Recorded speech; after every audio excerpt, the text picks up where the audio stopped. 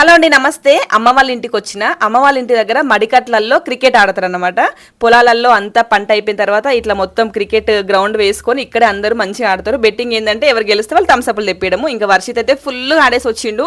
మస్తు ఉక్కపోతా అనమాట. ఫుల్ ఎండగా ఉండే కదా, ఇంకా ఇంట్లో పడుకోవడానికి అస్సలు అవ్వలేదు. మా తమ్ముళ్ళు నా కోసము కూలర్ పైకి తీసుకెళ్ళిళ్ళు, సరిగా పడుకోము కింద ఉక్కపోతగా అని చెప్పి. మళ్ళీ నేను ఉండేది 10 days అట్లా కాదు, 1-2 days. ఆ 2 days కి అడ్జస్ట్ అయ్యి పడుకుంటా లేరా అన్నా కూడా పైకి తీసుకొచ్చి బెడ్స్ తీసుకొచ్చి మళ్ళీ దాంట్లో వాటర్ పట్టి చల్లగా పైన వాళ్ళ బావ కోసము సిట్టింగ్ కూడా అరేంజ్ చేసిళ్ళు. ఇట్లాంటి బాంబర్దులు దొరకడం బావ అదృష్టమో లేకపోతే అట్లాంటి బావ దొరకడం వీళ్ళ అదృష్టమో నాకు అసలు ఎప్పుడు అర్థం కాదు. వీళ్ళ బాండింగ్ అట్లుంటది అనమాట. ఇంకా మా చిన్న తమ్ముడు పోయి అయితే అలెక్సా కూడా తీసుకొచ్చిండు. మంచి సాంగ్స్ వింటూ ఫ్యామిలీ కబుర్లు చెప్తూ ఎంజాయ్ చేసినాము. చిన్నప్పుడు టెర్రస్ మీద పడుకోమంటే చెట్ల నీడలు చూసి భయపడుతుండే, ఇప్పుడు అట్లా కాదు. మీకు కూడా చిన్నప్పుడు టెర్రస్ మీద పడుకున్న స్వీట్ మెమరీస్ గుర్తున్నాయా? అయితే కామెంట్ చేయండి. ఇలాంటి మంచి ముచ్చట్ల కోసం ప్లీజ్ సబ్స్క్రైబ్ స్వాతి ముచ్చట్లు. Thank you.